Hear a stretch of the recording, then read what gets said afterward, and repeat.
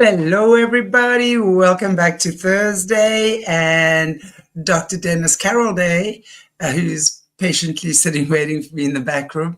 And welcome back to Aquarius Rising Africa.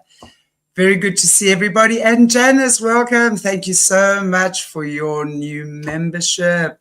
I'm so grateful. Thank you, thank you, thank you. Which reminds me, part of what I just want to talk about tonight, just before Dr. Dennis comes on, is yay, okay, we have our first Make-A-Wish. There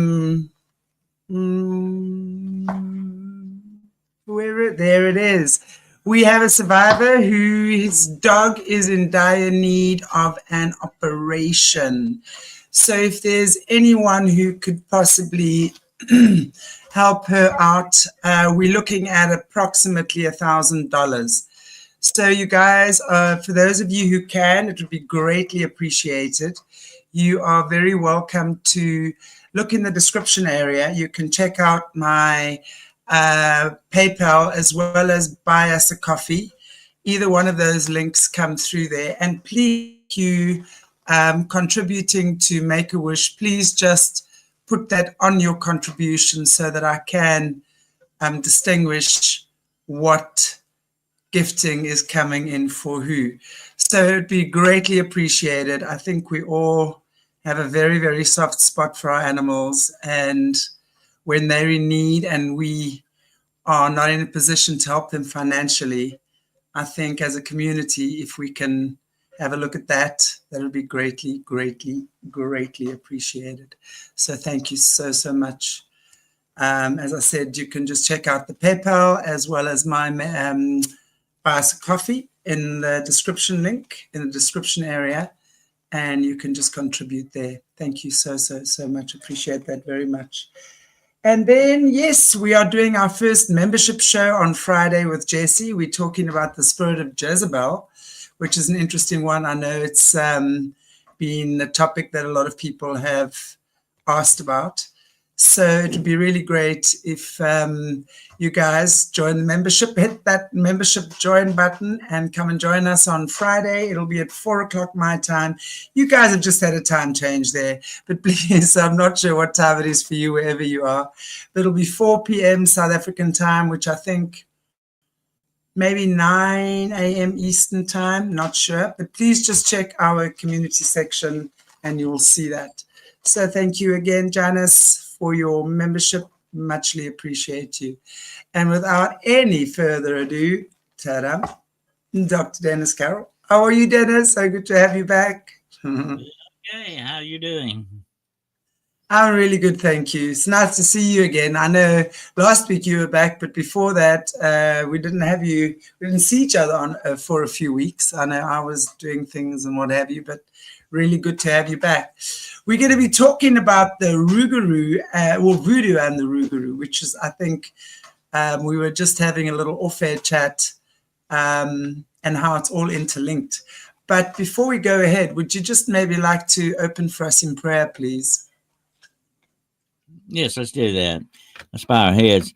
Dear Heavenly Father, we ask today that you bless us with your presence, that you make this a good broadcast, that you take care of our equipment, and let no interference bother us at all. I ask that you touch each and every one listening and watching this program today, that you will open the doors and windows of heaven for them and give them a blessing which they cannot contain, that you will also protect them with your peace and power, that you will seal them against all darkness in this world. We ask this in the name of Jesus Christ, the one name to which all power is given in heaven and in earth. Amen. Amen. Thank you, Dennis. Appreciate that.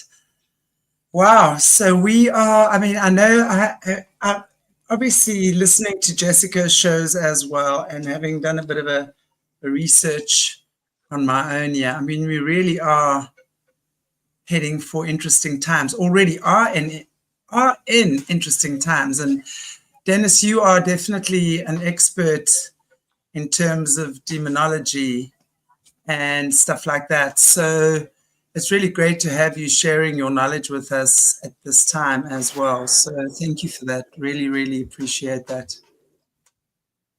Well, this subject definitely one of my favorites. Actually, does go over deep into demonology in some ways, definitely, and especially when you mix voodoo in with it. And I think it's very interesting that you should have mentioned that Jezebel thing just a few minutes ago.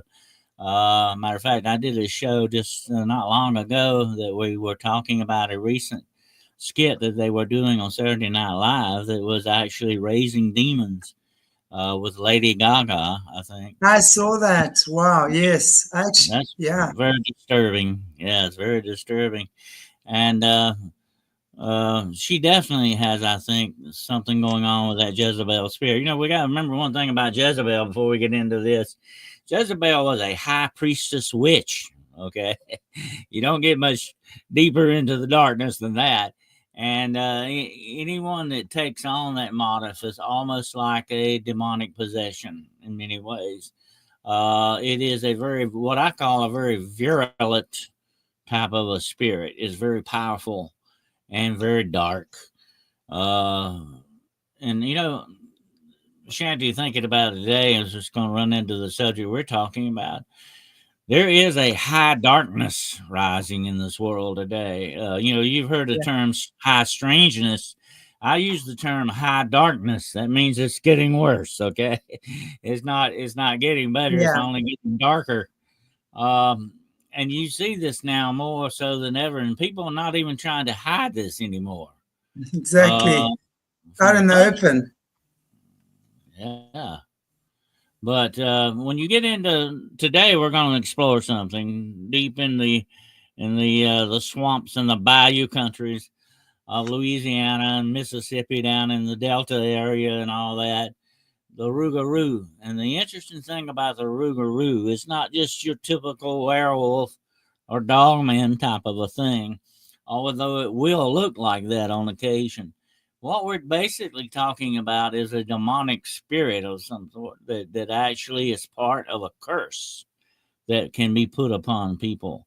And the big voodoo connection is that one precept of this curse, Shanty, is that if you're not a good Catholic and you don't go by the Lent season and you violate the Lent and all that stuff, you can be cursed with this. Okay, so that is also the tie-in with voodoo, as we were talking about earlier before the show.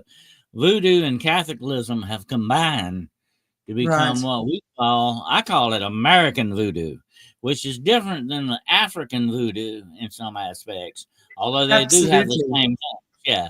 But now Africa is where the very root of voodoo began. And it Right. is deep into the gods that they worship in Africa and different places like that. But like we said a few minutes ago, they are using this as power, government power, to control certain masses. And of course, you know, religion's been used that way for a long, long time. But definitely voodoo works into that category because they can use it to control people and sway the social norms of these things. Right. But here's the interesting thing about the Catholic Church, especially. A lot of times, when the Catholic Church couldn't stamp something out, when they couldn't wipe it out the way they wanted to, and they found that very hard to do with certain cultures, definitely, they would incorporate that into their religion. They would sort of assimilate it and make it work for them in that way.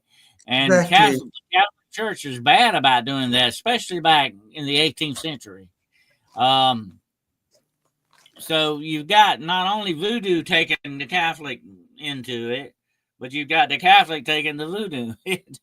So you got it going both ways here. It's so interesting because I was talking on Friday just about this topic with Leo Zagami when I was having a show with him, and we were talking exactly about this. And what he was saying was that he reckons the next pope might well be from Africa. And then we got onto that topic, and about why Catholicism is so strong in Africa, because for me it's an absolute mystery. You've got these little pop-up Catholic churches in the most rural parts of Africa. It's bizarre to see. I've seen it with my own eyes. If I didn't see it, I wouldn't have believed it. And what he's saying is they actually, when the Vatican actually went in there and has bought. So apparently, like he's saying, on the Pope at the time, I can't remember who was like bursting, that there was these awards for all the African leaders from the Catholic Church. So basically, what the Catholic Church has come in and bought the African leaders over systematically, and it makes sense to me, because when you're looking at the magic, the power within Africa, the continent of Africa, I mean, the magic here is very, very strong. And of course, it's been utilized for the dark a lot. I know, I mean, we speak about Credo Mutwe. We've mentioned him before, and I still am going to do a show on him. But, he was a full-on expert on that. But what I believe is what they're doing is they're coming in here and they're probably infusing their devilish ways with the African dark magic ways, which makes it even that much more powerful, because now it's almost like they're combining that energy, right? Their ways of doing things, which then gains control, gets control of the continent a lot easier. What is your thought on that? Yeah, and sort of the church is kind of cooperating with that a little bit, okay, and that's why I said it kind of assimilated some of this stuff, because a lot of times priests would know some of this stuff was going on, and they would kind of just look the other way and kind of gloss over it. Same thing happened with a lot of this, that they had earlier a few years back. A lot of this problem with child molestation and all that in the church. They tend to look the other way. They tend to kind of gloss over that, and the Catholics church is not the only one guilty of doing things like that. That goes over into the Mormon church doing that, and some of the Seventh-day Adventists. The list goes on and on. Here's the thing about it. It is a failure of leadership. That's what it basically is. And it comes all the way up from the laymen to the priests, to the altar boys, to the priests, to the bishops, to the cardinals, and all the way up to the Pope. Okay, that's where it goes. And it is a leadership problem. And there has been some speculation, and I think, you've had some people on here that have done some things on the Borgias, Yes. I mean, these people were evil. Okay, if you're out evil, that's what they were. They went around poisoning people, assassinating people, getting rid of people, having different, concubines and all that stuff. They were utilizing the power of the church. Okay, and we got to remember the power of the church is still prevalent in this world. Like we talked about, the last time we got together about the Knights Templar. They were a threat to the church. They were a big threat to the church, so they tried to eliminate that threat. Not just because of the money, but it was a threat as well, a political threat to them. So the church still has that political clout going on. But a lot of times when they can't stamp this witchcraft and all this other stuff out, they kind of tend to look the other way and just don't say anything about it. And that's just about, in my book, that's just as guilty as doing it yourself if you don't, call somebody on it. But anyway, yeah, that's going on, especially when it comes to the Rougarou thing, okay? And we talked about, I mentioned that earlier. The Rougarou, if you don't follow the tenets of the Lent, if you violate Ash Wednesday, you are setting yourself up for some bad things supposedly to happen to you. But a lot of this relates back to the power what the church has over certain local parishes. Over there, they call them, instead of counties and state, they call it parishes, okay? But every parish is connected to the church. That's how the church in these parishes is so important. They are the center and the hub of the community more than anywhere else in the world in that respect. And that's still the power of the church in process.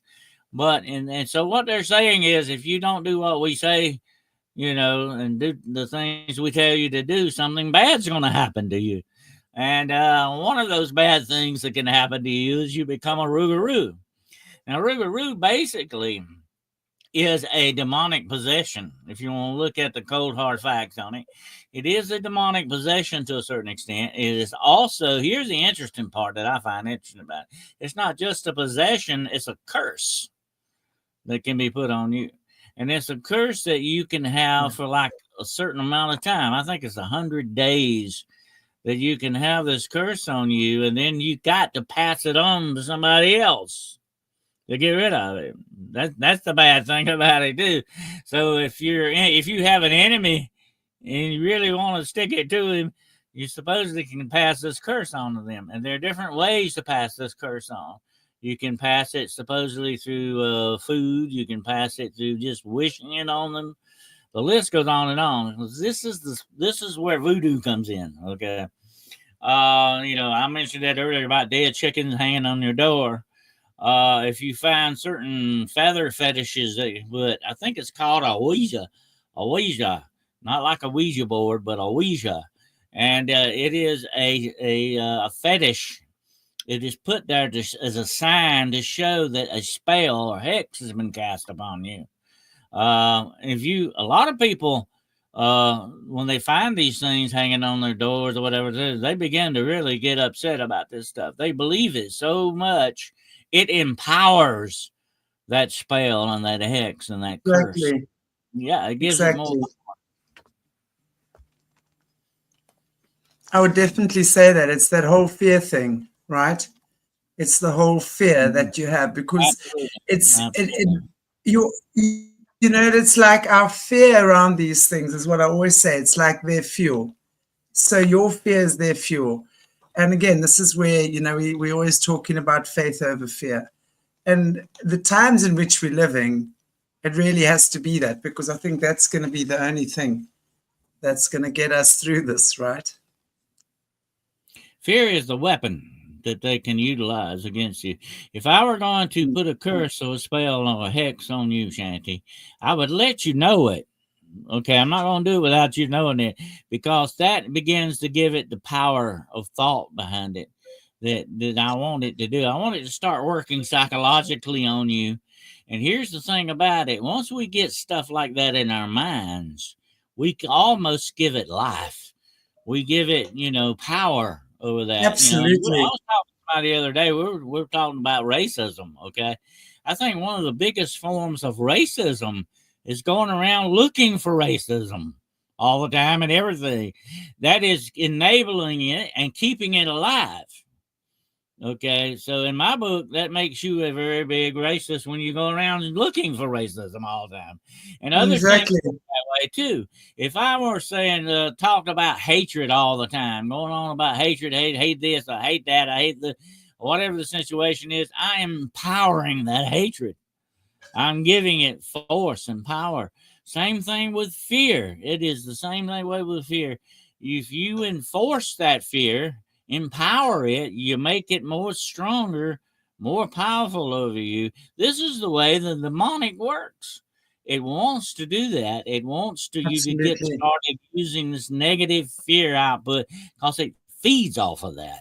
And that's what makes it stronger. I've told people all over the world, I've advised them a lot of times, and I've had a lot of people come to me with different demon problems of the demonic.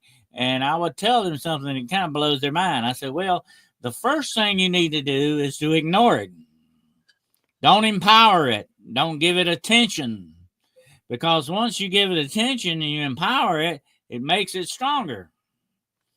So you don't want. Here's the main word we're using. You do not want to enable it. That's what you're doing. You're giving it permission in your life to work against you. And that's the way these curses and spells and hexes and all that, your belief in them gives them permission in your life, gives them authority in your life. And you definitely don't want to go that route. And it's exactly your fear of having someone else hex you. You know, what is that really saying if we have to unpack that? It is really saying you are giving somebody else power over you, that innately you believe that somebody else is stronger than you. And if that is the case, then you are not practicing faith. You don't have the faith. So then you would need to go and, rather than fight the curse or the hex, find your faith. Your faith will be the thing that either dissolves it or just sends it back to God. So that's what we have to practice. It's not so much fighting against that. It's really about understanding your faith will sort that out. And God is your faith. It's like I've said many times before, Chantelle, that faith puts a bumper around you. Right. It puts a fence, a hedge. The Bible calls it a hedge around you to keep these negative forces from attacking you so badly. You're going to still get attacked, but you're going to be able to repel that attack better with faith. Exactly. Exactly. And, I mentioned in the chat just now about praying. Okay, there's two different ways to pray about something. And one way is the right way and one's the wrong way, okay? And if you're going to pray, let's say I was going to pray about something going on, I would say, you know, Father, you know what I need to be done, and I ask you to do it, you know, and I know you can do this if it's your will. And that's the way you're supposed the right way to pray. The wrong way to pray is say, well, God, I got this thing going on with me, it's killing me, it's blah, blah, blah. And you get in there and you make it bad. You make it you empower this stuff, whatever it is that's bothering you. Paul said in the Bible, whatever was wrong with him, we don't know to this day what his problem was. But he said, I have a thorn, and I pray for it to be removed. And if not, it's not my will, but the will of God. He will do it. And that's the way to look at it. You know, that's the way faith works. Okay. Yeah. But when you get in there saying, oh, I'm going to go, this is going to kill me, it's going to kill somebody, it's going to destroy me and all that stuff, that is sort of anti-faith. That's not the way to ask for God to help you out. God knows what you need. He is on the present. He knows exactly what you need, and he is the one that's going to do about it. All you do is ask him to take care of it and trust him to do it. You got to trust him. And here's the thing about the Rougarou. The people that get in the problem with the Rougarou, the spirit of the Rougarou thing going on, they have lost their faith. And they have turned their face toward the negative instead of the positive. Exactly. Yeah. Exactly. That's called the sin. When you forget yourself, when you forget who you are, right? Yeah. You lose your faith. Earlier about this rise in the darkness, this high darkness that's rising in the world today. It's because we are turning our back on God. We're turning our face away from God. God doesn't do that to us. God will never, ever walk away from you.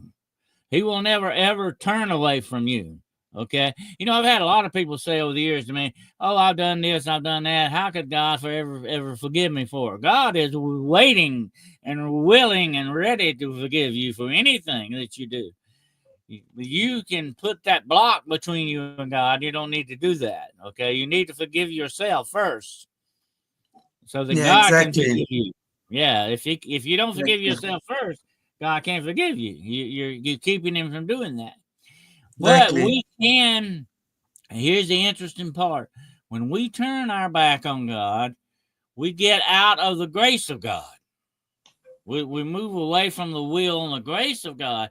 And let me tell you, when you do that, no matter what, whether you're a Rougarou or whatever the situation is, once you get out of the grace of God, you're in real, very dangerous territory.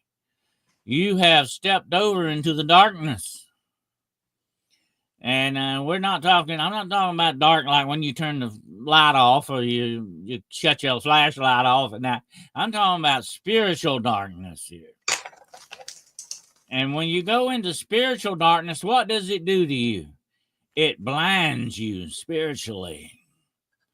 Just like you and I were to walk out right now into the darkness, we can't see as good as when we could in the daytime. We might fall over something, go up against a barbed wire fence or something, you know, whatever the situation.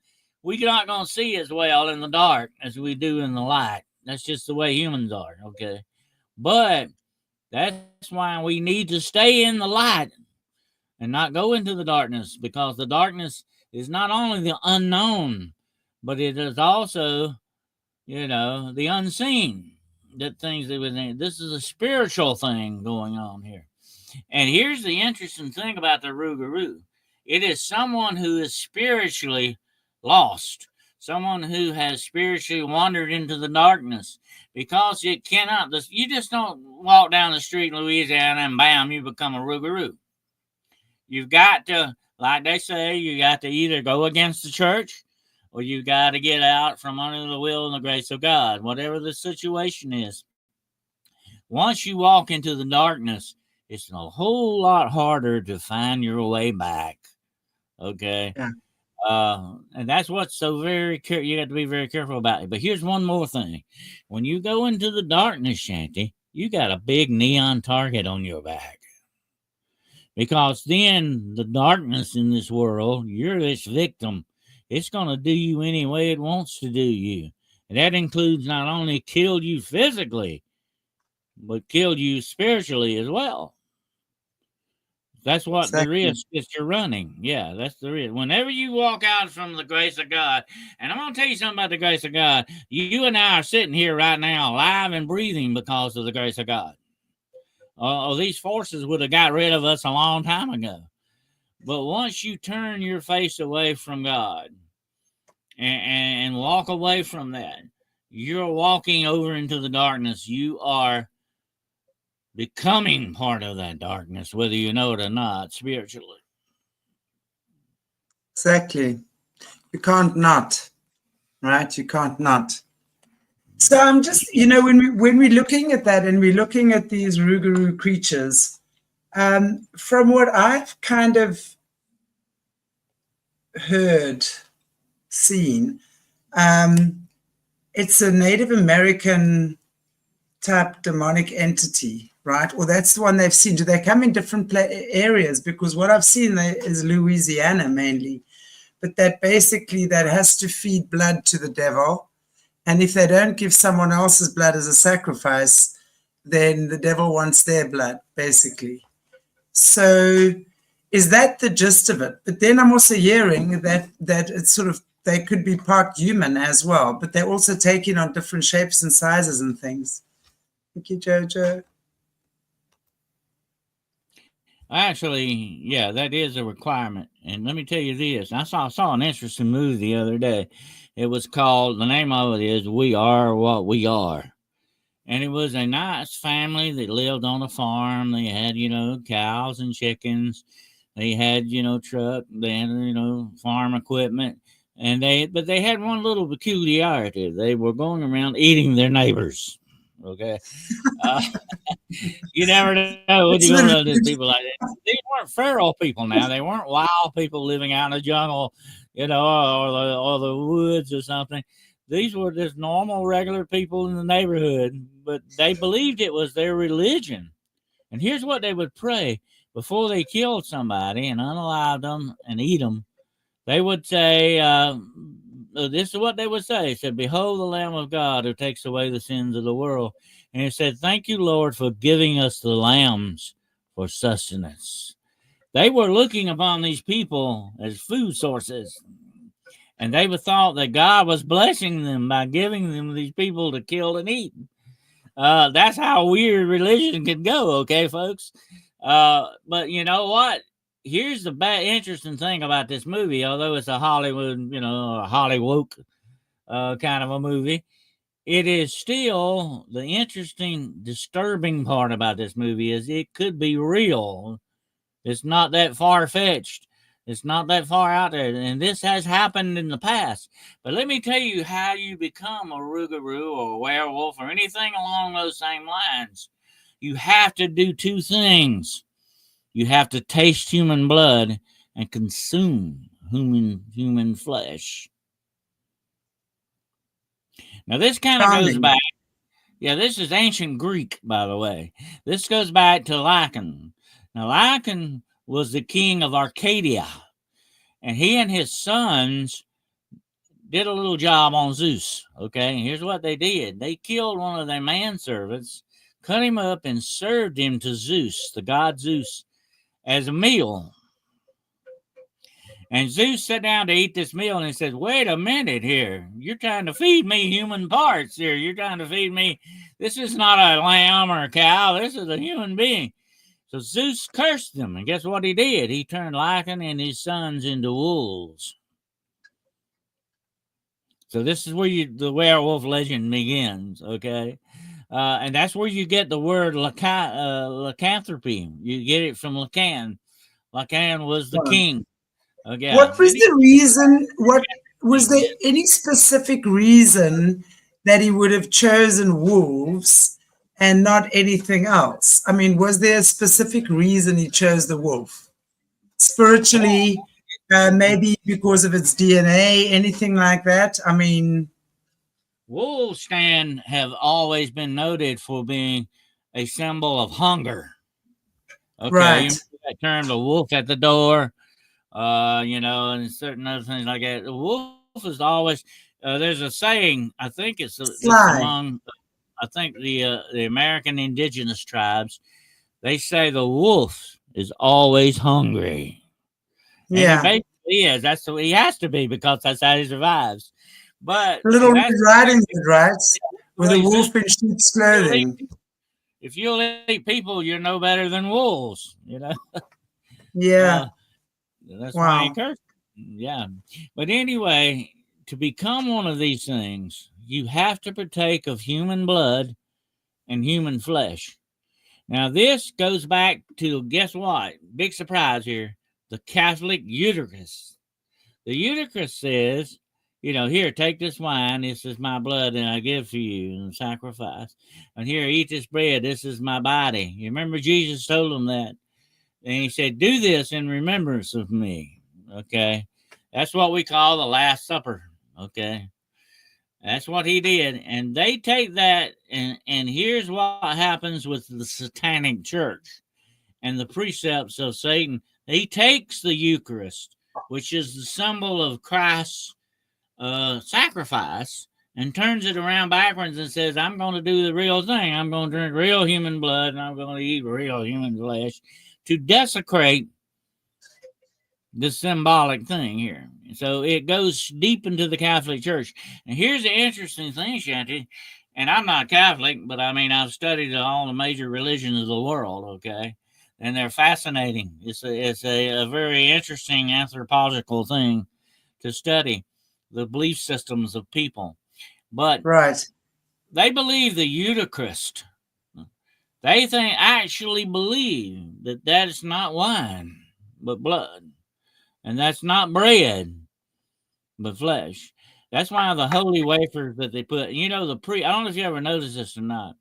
The priest will not let you touch the wafer. You're not worthy to touch the wafer that he puts on your tongue. He puts it there himself. He's the only one that can handle the body of Christ. And he puts it on your tongue so you won't touch it, and it goes into you. That is, I never knew that for a long time, what was going on with that, but that's what he's doing. He's the only one worthy to touch the body of Christ, the priest. That's part of his office, by the way, is the Eucharist. And they consider this to be the real thing. So the Satanic Church takes that one step further and makes it the real thing. Exactly. So they take that something which should be taken in a non-physical way, and they make it physical. But they turn that energy into matter. Like they really take it into its lowest form that it can go. Turn it into the most depraved thing that they can. Wow, that's incredible, actually, to think about that. Exactly. You're not supposed to touch. Like I say, only the priest can touch it. It stays in the regulatory. It's called a regulatory. That's what they keep the wafer in. And you might remember, if you've ever read Dracula, Van Helsing took some of the wafer and put it in the cracks of the coffin and in the tomb and all that to keep the vampire from being able to go in or out, because he will not go past the holy wafer or the Eucharist part of it. It's very fascinating stuff. But in order for you to embrace this darkness, you have to consume human blood and human flesh. That's part of the black mass. Now, I have seen a black mass with my own eyes, okay? I have been present there. And believe me, it's not a good feeling to see this. And Well, how could you be there, Dennis? I snuck in. It was sort of a reconnaissance kind of a thing. It was something I I like did. that. I was going to ask you, did you like... I was very, when you're young, you do stupid things, okay? And I wanted to see what was really going on with this, So I had a friend who was a member of this. Well, he wasn't a friend, but he was an acquaintance. He was a member of this satanic coven. And he said, I'll get you in if you want to see what goes on. I'll get you in. I had to wear the hood, the robe, and I went in. And I couldn't stay in long because I left before they did the sacrifice, whatever it was. I didn't want to see. But I seen what they did with the unholy Eucharist. Supposedly that is, real human blood and flesh. Supposedly, I didn't consume it, but they will do that. I left before they started all that stuff, and they had the orgy and all that stuff going on. They have the orgy afterwards, so that not only, here's the interesting aspect of it, not only have they defiled themselves with human flesh and blood, but then they go ahead and the orgy, they defile each other. Okay, it's a long story. We'll have to do a show on nothing but the black mass sometime. It's a fascinating thing. Anyway, I didn't want to see what the sacrifice coming up was. It was supposed to be a goat, but I didn't know if it was a person or what. I didn't want to participate that far. I just went to see what I could see. But you do stupid things when you're young. And I could have got myself killed. If they had discovered me as being someone that was not part of their coven, they would have probably unalived me, definitely. So that was the stupid part of me being there. Putting myself in danger like that to learn some of these things, but well, I think that's pretty testament to the fact that you pretty much well protected. And secondly, I mean, I think it's important that people like yourself go in and see these things so that you can, at this time, speak about it, because this is stuff that. Well, I'll tell you unfortunately, something else, while there participating, I wasn't participating, but just observing, was the intense feeling of evil that was there. And it wasn't psychological on my part. I mean, I could actually feel this. It was very real, and very present there. And I have there have been only certain times in my life when I run into that kind of an evil presence and felt it. And believe me, it is not good for you to be around anything like that long, because it has a very profound and very bad effect upon you, physically, mentally, and spiritually. Yeah. And there's a smell to it. I don't know if you have the same thing. There's like a thickness in the air and it smells bad. For me, there's a specific smell I get when there's some really bad energy around. To me, it smells like iron or blood. To me, it has that smell to it. It's like a mixture of that. Mm-hmm. It's a mixture of that with other smells. That's why I can't eat meat. I really can't eat meat. And there have been times when I've tried to taste some again, and it leaves this distinctive taste of blood in my mouth, which I can't deal with. And it's exactly what you say. It's like that taste in a smell plus more. I don't know. It's crazy. It's crazy. Wow. And here's a well-known fact too, Shanti, that certain animals that begin to taste human blood, it changes them spiritually. There's something about that. In what way? So we're talking about, let's say, wild animals like a lion. It supposedly gives them a craving for more human blood. Yes, it does. That's why they have to take them out. Mm-hmm. I think it's just like, this is something I think is a spiritual precept, that we're not supposed to drink blood and we're not supposed to eat flesh like that. Okay. I think God gave us certain things to eat.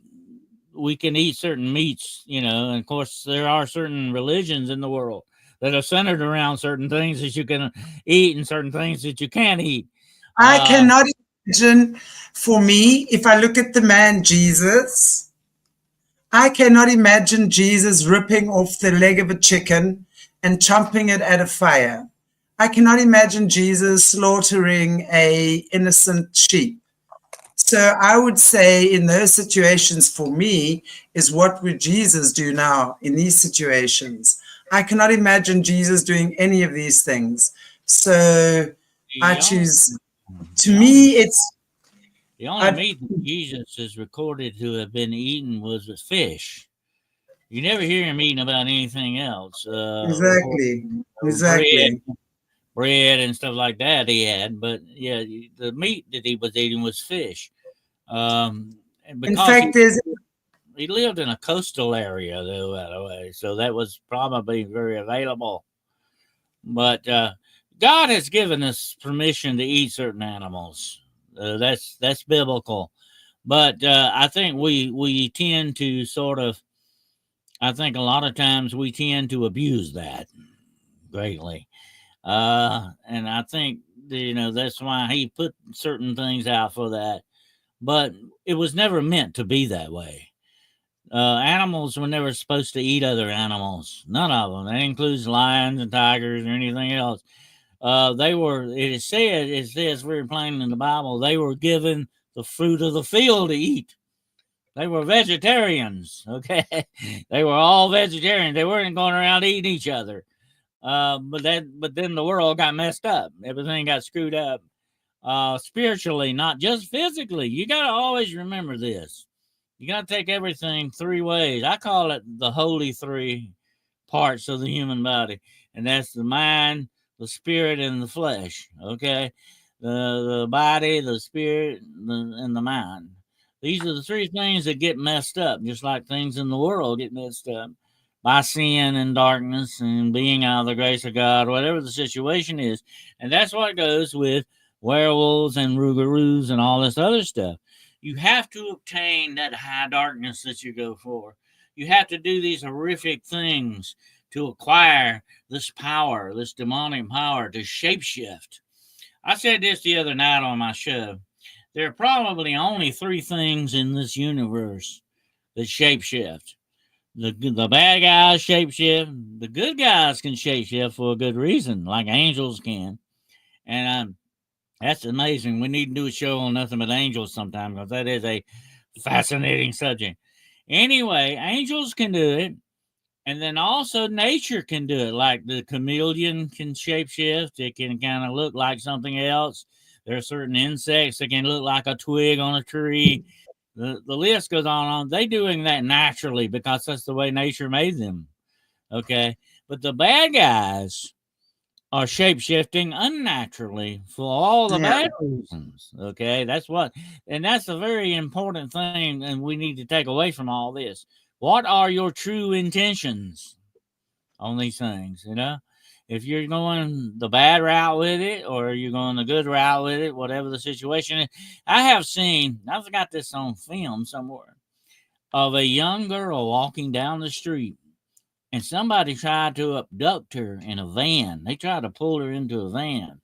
She was, going home from school or something. And all of a sudden, from out of nowhere, Shanty, this big white dog appears and runs these people off and saves this girl from being abducted. And this dog immediately is gone. That was not a dog. That was an angel. Okay. And so that's a shapeshifter. They can shapeshift when they need to. We know they can do that because the Bible says they do it. They can look like men. They can look like women. They can look like dogs if they need to be. Whatever it takes to fulfill the will of God. That's what they are doing. But the bad guys are not doing the will of God. They're out there in the darkness, the spiritual darkness, going against the grace and laws of God that He has set up. And whenever It's so you go true. against that, you have the possibility of turning into a rougarou. Well, I've heard, I mean, from what I've seen and heard, they are shapeshifters. There was this story that I was listening to where this woman, her house was, I don't know, she woke up and there was an intruder in her house. And she threw something at the intruder that hit its hand, right? And it was this monster type looking thing that she said was thought to be a dog man or a werewolf or something, but she couldn't be sure. And the next day, her neighbor had a wound on his hand, exactly where she'd thrown whatever it was at him. So the speculation is that he was shapeshifting, and there said to be a lot of them shapeshifting. But then again, doesn't that take us also into kind of like the werewolf, dogman type trail as well, the Rougarous? Has anyone seen what one really looks like?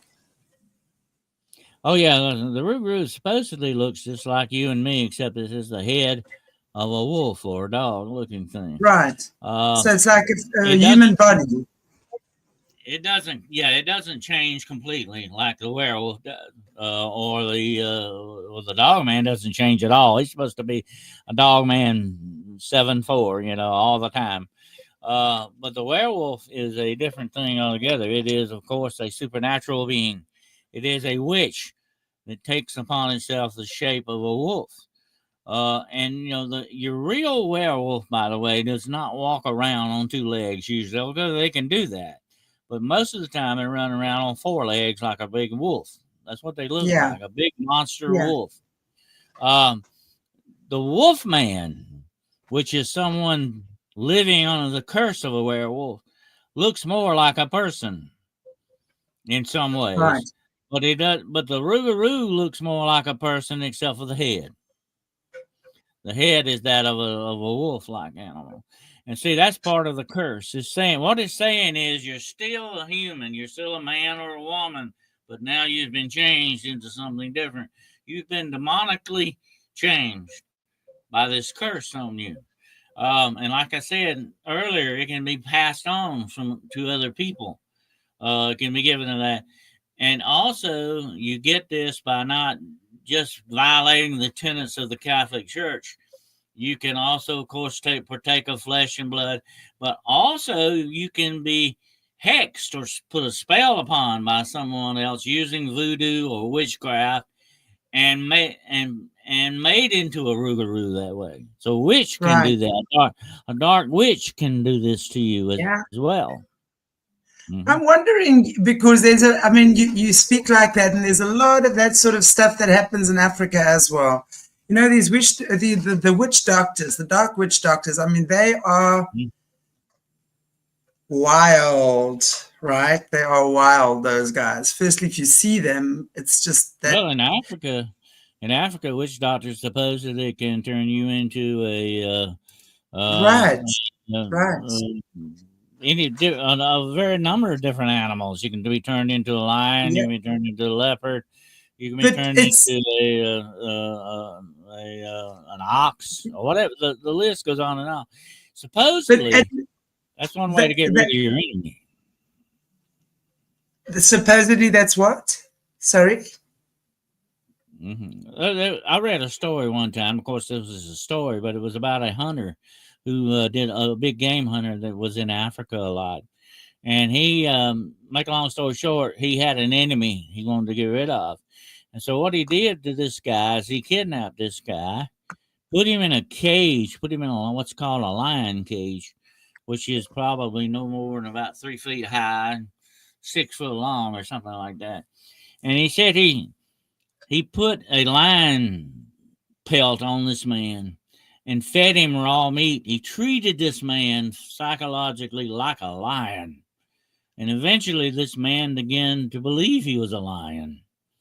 And this was his revenge on this guy, okay? This is how he got his revenge on him. He turned this guy into a lion, okay, supposedly. I'm wondering how that worked out at the end for him. Mm-hmm. Well, it's like, I remember reading another story, and this was another game hunter that talked to a witch doctor. I think it was in the Congo, if I'm not mistaken, Well, he was friends with this witch doctor, and he said there was another man. There was another witch doctor in this village, and they didn't like each other.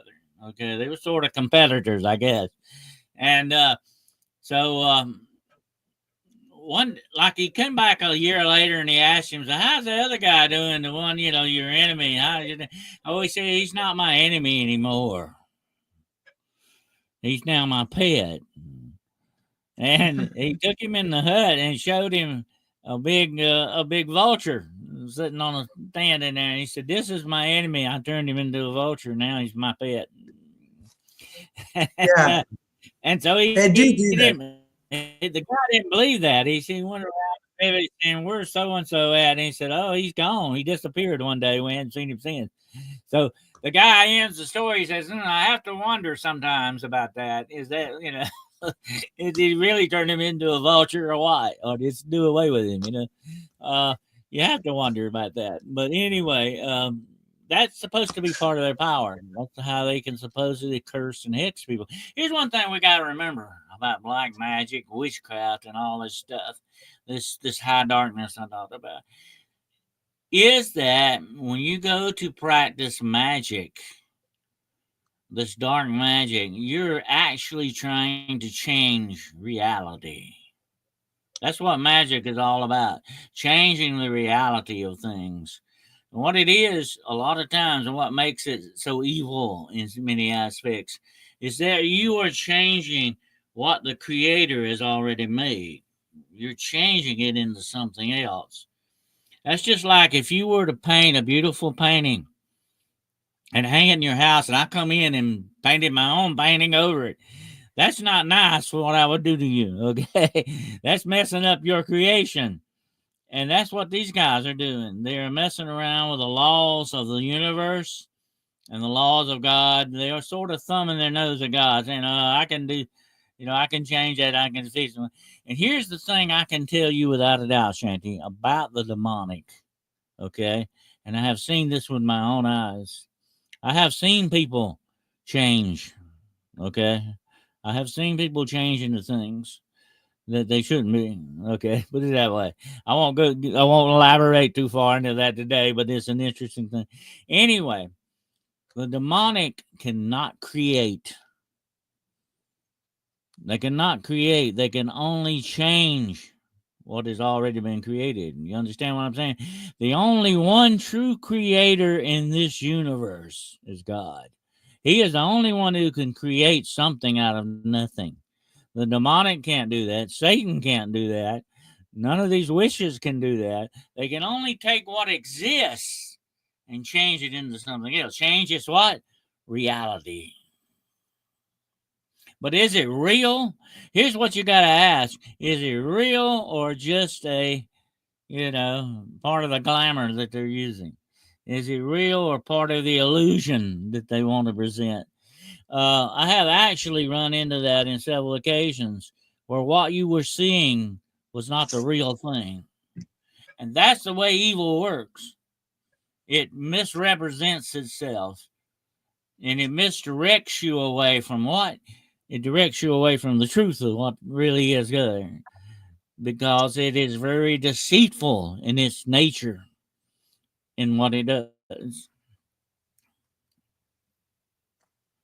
Sure is hovering about in the shadows. That's for sure. Wow. Mm-hmm. Interesting, Dennis. Yeah, we'll definitely do some further shows on all those other things. And there's a lot of people. I want to just comment on this here. And again, I'll comment on a topic that never makes me popular, but as you all know, I'm not exactly here for popularity stakes. Talking about meat and well-cooked and stuff like that.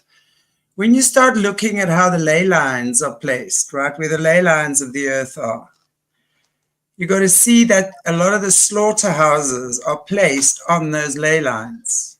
Mm-hmm. Same as churches, same as all these stadiums and stuff. These guys know exactly how to harvest energy and loosh and stuff like that, as we talk about. So when you're looking at that and you understand that literally the slaughterhouses are intended for blood sacrifice. So before that animal gets onto your plate, and I don't care how well you've cooked your meat, doesn't matter, doesn't change what is. So I'm not saying, I'm not saying stop eating meat and everyone must go vegan, but I am saying we need to be a lot more aware and a lot more conscious of where our food comes from.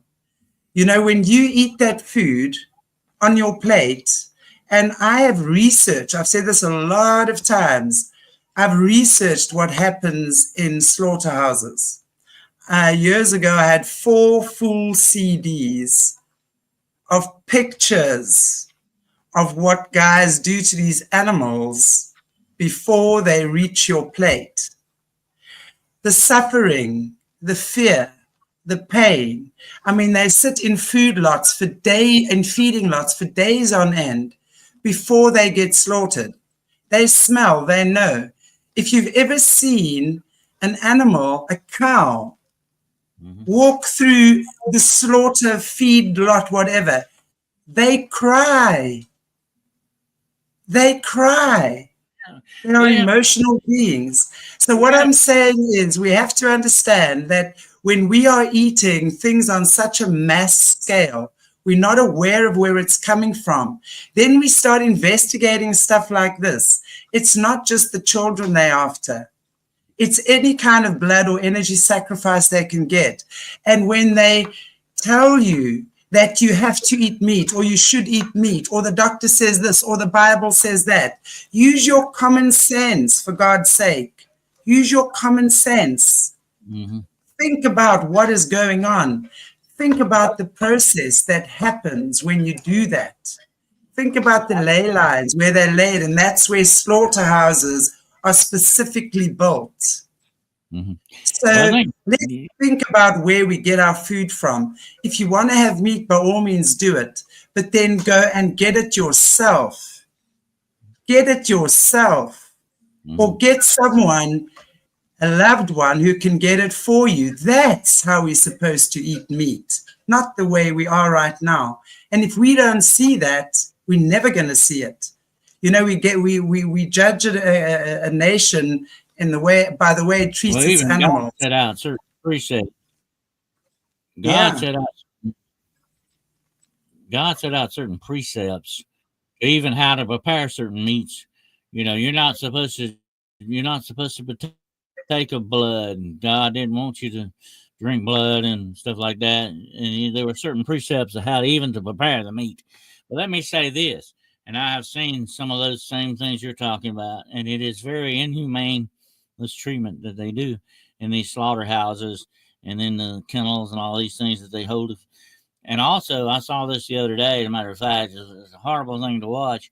But they've had to kill millions of chickens because of this bird flu thing that's going on supposedly. And the way they would do it is the chickens would be in the chicken house, and they would pump this foam in there, and this foam would cover the chickens. And what it does, this foam actually takes the oxygen out of the air. They're smothering these chickens to death. Okay. That's how they kill. And this is supposed to be humane now, folks. Okay. I don't see anything humane about it, but that's what they say. Dennis, we have to realize as well, it's like a system. So all of us who actually eat chicken actually support that system.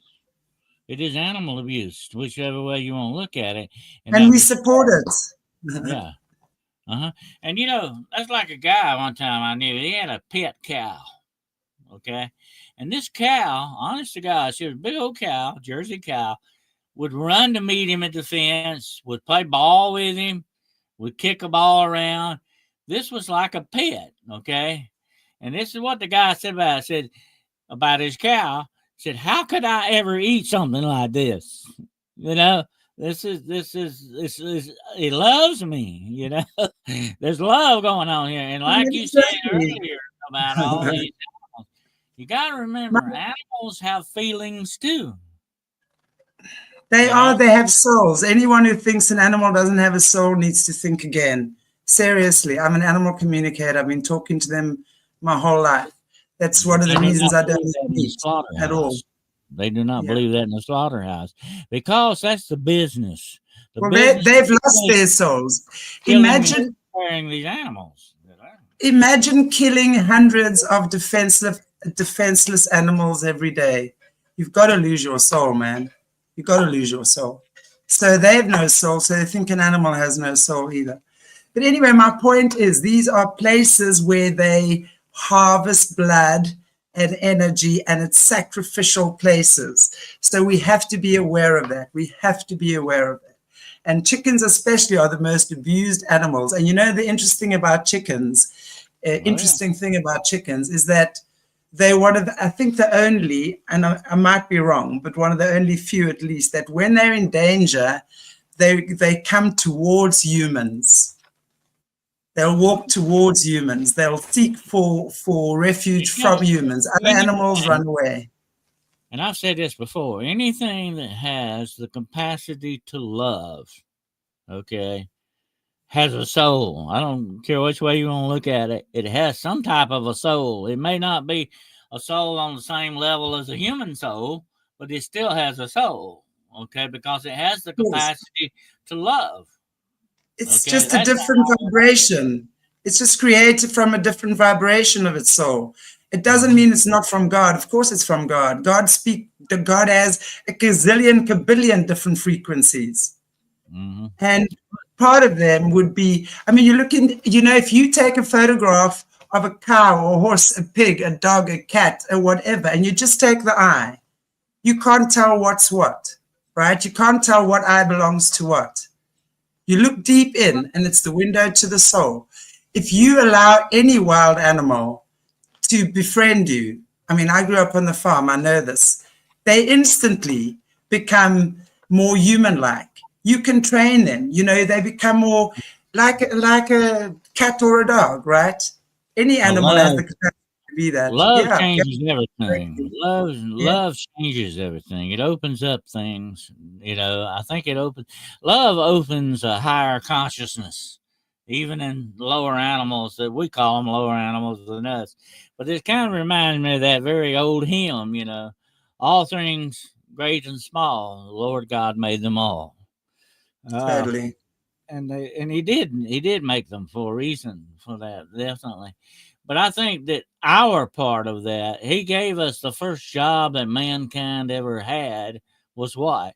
Take care of the animals. Well, I don't think we've been very good at our job. I think we've really stepped that up. We've decided that we're top of the food chain. We've decided that we have dominion over this planet. And dominion is a very dangerous word because it implies that we have domination. In fact, what we have been given is stewardship over the planet. So a steward does a very different thing to a dominator, if you want to look at it in that way. You care for these things. So animals were sent here to be our companions. It was our choice to eat them, right? And certain animals, yes, I agree, they do have an agreement with humans to be eaten. Some of them do. But if you treat an animal like it doesn't matter, right, like it's just a piece of steak or a chop or something, you don't honor that animal's soul becomes trapped in this dimension because it's not honored for the experience that it gave its life for you. So that's why when you honorably thank an animal and you really, if you are slaughtering the animal for yourself and your family, it's a much more honorable way than giving it to someone from the slaughterhouse. You have no idea.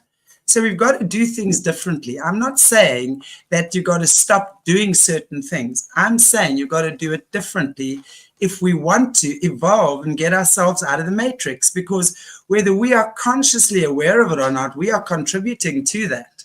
We are contributing to the pain and the suffering. And no matter how you try and justify that, it is what it is. You got to look at it and see what you are contributing to as a human being. What do you support? What do you support? And you know, it's exactly what God said to Adam in the Bible. He said, you know, the fear of you and the dread of you will be upon every beast of the field. These animals know they can't trust us. Okay, they know that because we could end up eating them anytime. They know that we can't. We don't do that, and we've lost that because we don't have the capacity to love unconditionally like they do. And that's why they can't open up to us, I think, in many ways. And why, you hear a lot about these horse whisperers and dog whisperers, people that actually seem to communicate with these animals.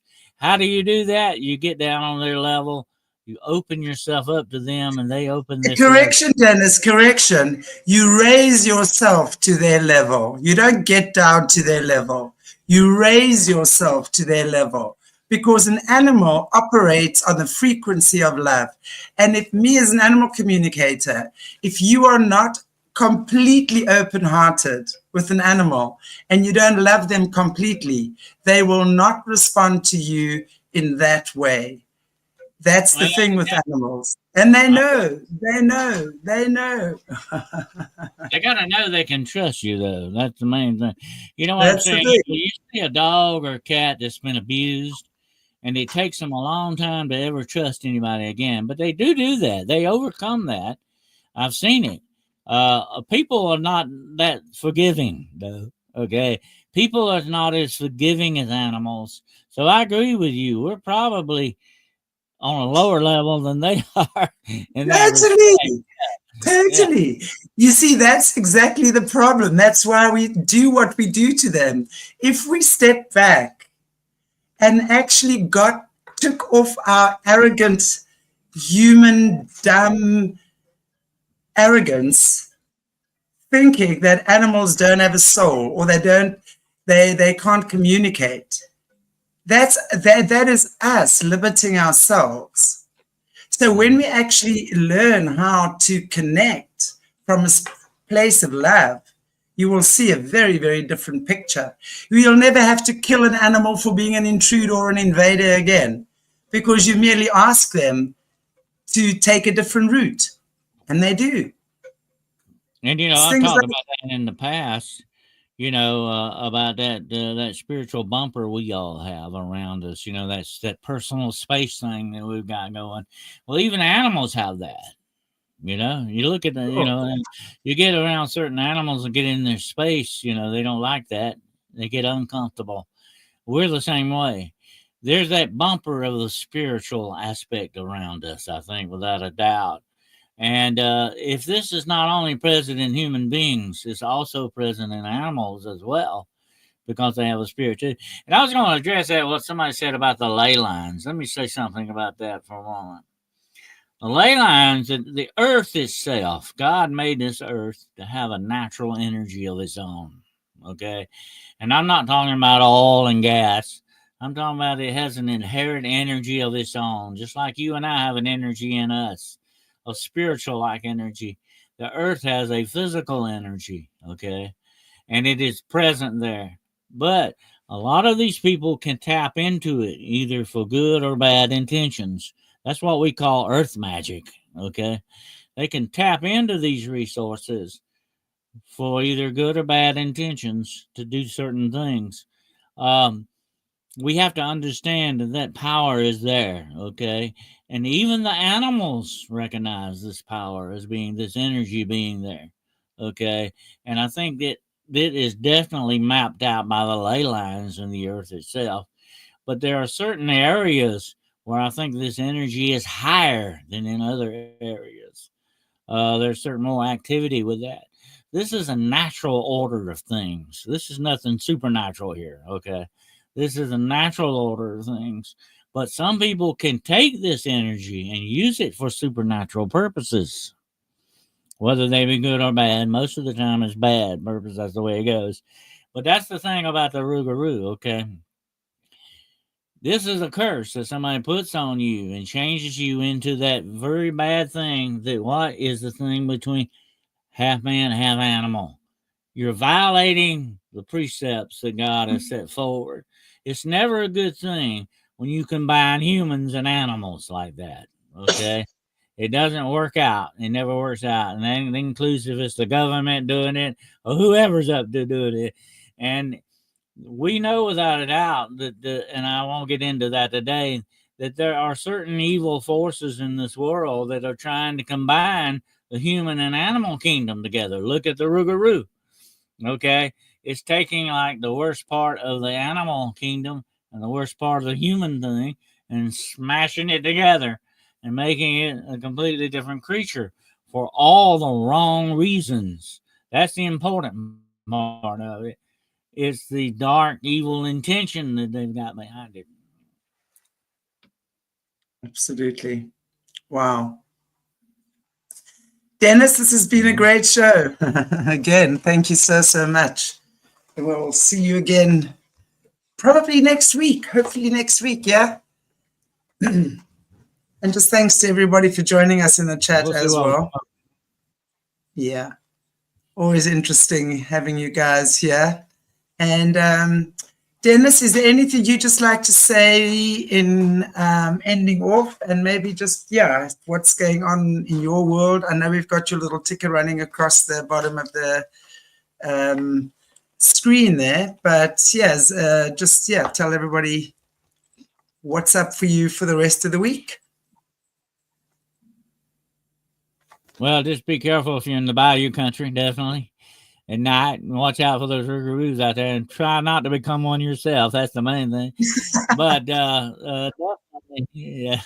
definitely. I've often said this: certain areas of the world, you have to respect their beliefs, no matter whether you believe it or not. Sometimes you need to respect what they believe, but just be careful out there, and don't get into the bad stuff. But definitely. Keep an eye out for the Rougarou when you're there. And then become a Rougarou, y'all. Listen, I heard a story. So one of the things I was listening to was one of the stories that someone said this old lady come to them and gave them a berry or something like that. Or this was one of the tales. And the next thing they were hunting is wolves. they'd shapeshifted into a wolf. And then somehow got back into the body again. So, yeah, apparently you can eat a berry and become a Rougarou or a wolf. I don't know. Who knows? Thank you, guys. Appreciate you. And Dennis, you want to end up for us in prayer, please? I'll allow everybody to tune in to my show, which is Hunting the Shadows. It's every Wednesday night at 9:00 p.m. Eastern Standard Time. Also, I have a show on Monday night with my good friend, Mr. Gerald Fountain. We do The Road Less Traveled. We do some of the all-people. We did cannibalism last week, by the way. So you missed that one. You missed a good show. It was pretty good. And that's at 9:00 p.m. Eastern Standard Time. And I also do one on Friday night called Paranormal Point of View at 9:00 p.m. Eastern Standard Time. My books are available. And I have 4 of them available on Barnes & Noble and Amazon. Just look up DennisWCarroll.com. That's my website. You will find the links on there to them as well. And if you need to contact me, you can contact me at DennisWCarroll.com. If you need to ask me any questions or whatever the situation. And that's it. Cool. Well, there you guys go. All Dennis's details below. Otherwise, we'll see him back here in a week's time. Thank you, Dennis. And would you like to end for us in prayer now, please? Okay. Let's bow our heads.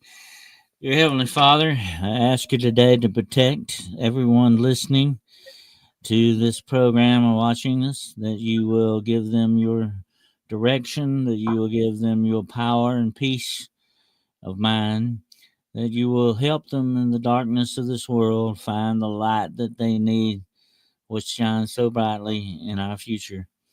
We ask you, Lord God Almighty, to bless them all and become real to them in a special way. We ask this in Patreus et Filii et Spiritus Sancti. Amen. Amen. Thank you, Dennis. Thank you, everybody. I look forward to seeing you all tomorrow again. Yeah, we've got Joanne tomorrow, Joanne Breeze at 12 o'clock my time, which is, I don't know what time that is for you. That's 6 o'clock Australia time in the evening. So middle of the night for you Americans, but I hope that you can catch the rerun on that. Shocking, we're going to be talking about what's happening with kangaroos in Australia, by the way. Kangaroos are super duper duper important right now, by the way, guys. Very important for God's work. And the Australian government, unfortunately, is very entrenched in the dark forces, and they are going out of their way to destroy these animals right now and going to great lengths. So please tune into that show. And if you can't tune in, then catch the replay, because we really do want to also focus a big spotlight on the kangaroos, what they're doing, why they're so important for this planet right now, and just give some support there. And then I have, Jesse's the first membership show tomorrow. Jesse, 4 o'clock my time. We're talking about the spirit of Jezebel. Let's see what's that about. I mean, I think a lot of that is coming up as well at the moment, right?